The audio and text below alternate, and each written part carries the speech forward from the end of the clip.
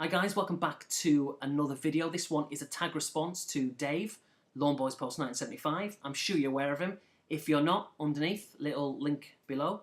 And yeah, around about 3 weeks ago, he put out a video regarding your Christmas memories. Essentially a tag. So, if you wanted to pitch up with a response, then feel free. And that goes to anyone watching this. If you want to do a response, please feel free to do it.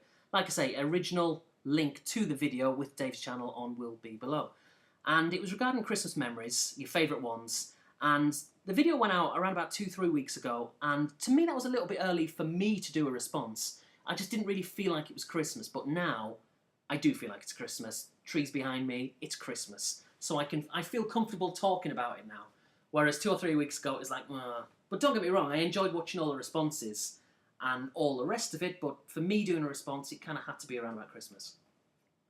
So my favourite Christmas memory, it's going to be a combination of favourite Christmas memory, but kind of biggest gaming regret as well in the same thing. But ultimately, it is a happy ending as such, and it is definitely my favourite Christmas memory. But it goes back to 1992, and in 1992 I got a Super Nintendo for Christmas. Now the SNES, I believe, I'm probably going to be wrong, but I think it came out in the UK or in Europe in April, I think, of 1992. It was around about that time anyway.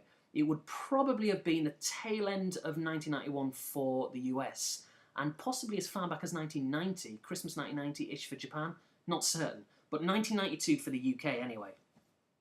And I'd been wanting to get one of these bad boys big time. All my friends were getting one, we were really into it. This is the era where we were all into our Atari STs and our Commodore Amigas. 16-bit computing was huge and was kind of going to carry on being huge for another year or two at least.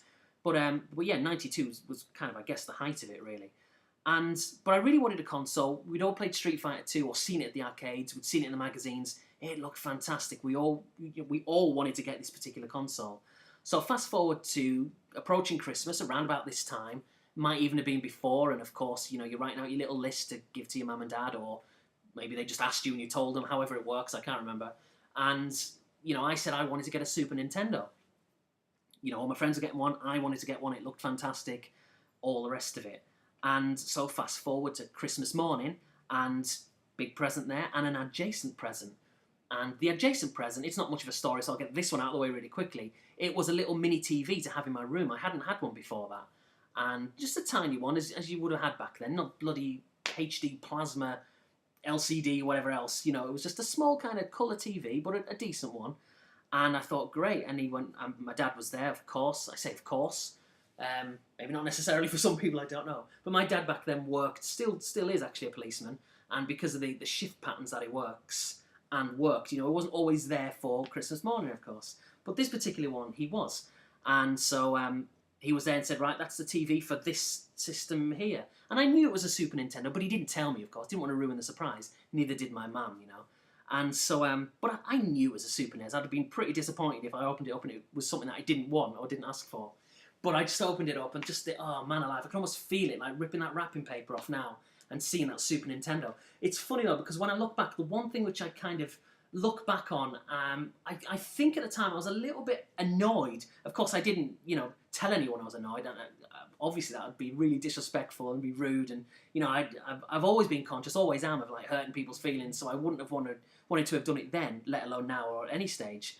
But the one thing, as I was tearing the package off, which I realised was it wasn't the Street Fighter 2 pack, and that's kind of the one I wanted because Street Fighter 2 was the big game at the time, biggest game on the planet, And it wasn't Street Fighter 2. It was, I believe, it was called the Action Pack, and obviously it came with the SNES console, but it also came with the Super Scope, which obviously we can look back in hindsight now, and it wasn't that much of a success. But I wouldn't change that for the world. Those are my memories. 1992, I think of the SNES, I think of the Super Scope, and I can think back of Christmas Day and the New Year playing it, and it memories I wouldn't trade or change for the world. Not even if someone said now, you can go back in time and it would be the Street Fighter 2 pack. Wouldn't change it. I'd say, no thank you, I'm going to keep it how it is. And yeah, I really liked it, and it didn't really matter because, I ended up getting Street Fighter 2, around Boxing Day or New Year with Christmas money anyway, so it didn't make any difference. But it just makes me laugh that at the time I remember opening it up and thinking, just a tiny part of me was like, oh no, it's not Street Fighter 2. But then that kind of disappointment, if you like, just evaporated straight away because I didn't care. Because I had a SNES, that's all I wanted. The Super Scope kind of looked cool, so I wasn't that bothered about it.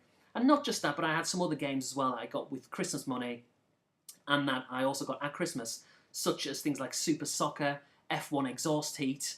What else did I get? F-Zero, I think, was another one, or maybe that came later in the year. I can't remember. But I got a few games. I was absolutely delighted with it. It was just a great time. Now, moving on around about a year, or just shy of a year, so it's 1993, I'm 15, within a few months, or with kind of at the turn of 94, I'd be turning 16.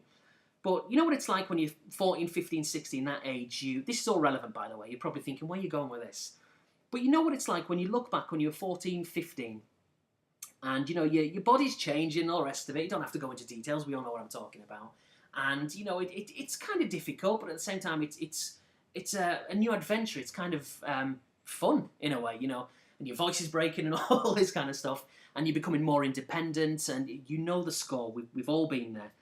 And me, I was no different. I was starting to go out a lot more at the age of kind of 14, 15, a lot more independent, with my friends. We were going out to football. No longer we were going with my friends' dads and that kind of stuff. We were going by ourselves. We were going, to like to Southampton to watch Premier League football. We were going, afar. We weren't just sticking to our local town. We were going all over the shop. And we were going to gigs, all these new bands that are out around at the time. This is probably going to mean nothing to anybody, but bands like The Wonder Stuff, The Inspiral Carpets, Kingmaker, Carter, The Unstoppable Sex Machine, great band. The Verve, Suede, all these bands which are kind of just starting out. We used to go and watch them when I was like 15. And as a result, we needed money, and because we were still at school, and I'd long since given up my paper round. I think I had that in like 91, was it late 1990 up until like kind of late 91 or the turn of 92, and then I gave that up because I couldn't be bothered. Because also when you get into like a teenager, you get lazy and you're a bit more rebellious. So that whole structure of, a routine of doing a paper round, forget it. I don't need that anymore. Rock and roll, I'm 14, 15, too old for paper rounds. And I was getting paper money, pocket money, paper money, brilliant. I was getting pocket money, but I can't remember how much it was, but it wasn't enough. It wasn't enough, so I needed more money, and this is where the SNES is connected. I'm finally getting to the point. So fast forward, like I say, to around about September, October time, give or take, of 1993. So it's nearly a year on since I've had the SNES. And this is the gaming regret thing that I was talking about. And a neighbour of mine literally lived kind of opposite, and it was, I can't remember their name, there was two brothers. Like I said, I was 15, one of them was around about 12, I think, the other one was maybe a year or two younger. And they'd sometimes play football with us, on the grass field, just further up from our house. And one day, the older brother kind of casually mentioned that for Christmas of 93, he was looking to get a Super NES. And alarm bells and cash signs kind of started going in my brain. And like I say, cash symbols in my eyeballs. And I thought, oh, well, I'm at that age, like I touched upon, where I kind of need a bit of money. We're going out, a bit independent, girls and all that kind of stuff. Should be saying that my wife's watching, she's going to go mental at me now. But anyway, that was back then, we were kids.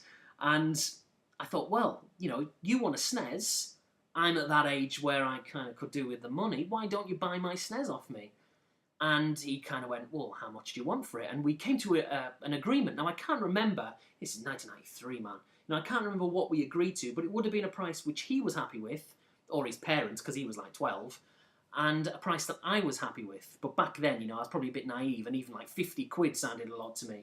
It would have been more than 50 quid, but I know I would have given it away for something silly. But anyway, point being, he had a word with his parents, and then within a few days or a few weeks, whenever it was, he handed over the money and I gave him the SNES. Now, it wasn't that much of a big deal to me at the time, because you've got to remember, back in that early 90s, which I guess 93 is still early 90s, really, the Amiga, the Atari ST, which I touched upon before, was still big, and I still had an Atari ST. And because, you could just copy discs, and it was so easy to do as well, potentially at the end of each week at school or friends outside of school, we could copy 15, 20, 25 games every week from each other. Whereas with the SNES, they're on cartridges, and you couldn't really copy them unless you're like a professional. So it was harder to get the SNES games, and they were more expensive. So I kind of looked at it when I sold this SNES to him, my SNES to him, and I looked at it and I thought, well, do you know what? The games are so expensive. I haven't got that many. I must have had maybe 6 or 7 SNES games, whereas I had 200 Atari ST games, the majority copied, of course. And I thought, I'm just not really playing it as a result. And So that kind of, together with getting the money and going out and being more independent, it made it a bit of an easy decision for me to sell it. However, it was around about just before Christmas, my dad found out, and he absolutely went mental. He gave me the biggest bollocking I've ever had in my life, and rightly so in hindsight, because I'd had it for just under a year, and I'd sold it, and it wasn't really a nice thing to do, but obviously I didn't do it deliberately, and all the rest of it. But yeah, I shouldn't have done that, and it does remain my biggest gaming regret, getting rid of my SNES just a year after having one, basically. But nothing will ever change the fact that, those memories of waking up Christmas Day and playing the SNES. And I played it for a year, It's not as if I got rid of it within a few days or a couple of weeks. That really would be criminal. I had it for like just under a year and I enjoyed it. But it was just the fact that, like I say, the games are much more expensive and I hardly had any as a result, And on the ST and the Amiga, we could just trade games, copy them every week and have all the best titles. So, yeah, I kind of found that funny. And what's even funnier now is it's taken me, a long time, but, late 2011. And as some people may know, I picked up a SNES quite recently and I've really got back into it now. And I'm absolutely loving it. And it makes me laugh, really, because I think it was around about 1999, I reckon, about 99. And so not long really after they'd stopped production on the SNES, which was maybe 96, 97 time. And like I say, I had one in 93 and then I got rid of it late 93. Bought one again in 1999 from the used market, like a video game section on the market, and pretty cheap. And I bought it because obviously the nostalgia which I had with the SNES, and I thought I'd really like it. Bearing in mind this is 1999, of course, so it's not reflective of my opinions now. 1999, bought it, took it home, put it on, played a few games. I thought it was rubbish. I just couldn't get on with it at all. And I think it was because it was too soon. I was trying to get into it too soon. Whereas now, 2011, I'm putting it on. So it's over a decade since I last got a SNES, and I'm digging it. I think it's great. I'm really, really enjoying it. And maybe that's a combination of the fact that, I've waited a long time. I'm 10 years, 11 years older, wiser. I'm more nostalgic than I ever have been, and I've got more of a feeling for it. And so it's working for me. I'm really into the SNES again, and I don't think that'll ever change. I can finally fully appreciate it for the first time since the early 90s. So yeah, that's kind of my story, really. Oh no, just for some reason, it's kind of related but not related. I just pictured there in my head walking by a shop in Parkstone in Poole, and I remember, I can just picture it in my head, it would have been around about 1993, walking by this game store and seeing on a TV in the game store window Super Star Wars, and just kind of having a double take, walking by and go, whoa, bloody hell. It just looked amazing. And I remember as well, thinking of it now, if I kind of shutting my eyes, I can picture it was a snow speeder level.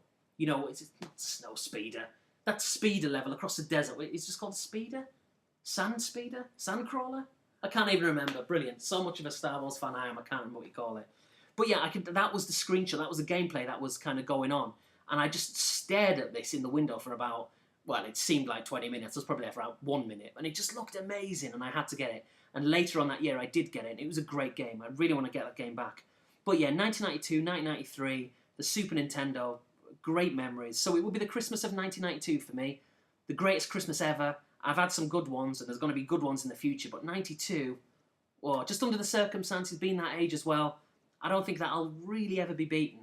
It'd be hard-pressed to beat it anyway. So that's my response. If you want to do a response, please feel free to do it. Like I say, I'll put a link below to Dave's channel and his video. The video that he did to spark off all these responses. And if you want to do one, please feel free. See you later.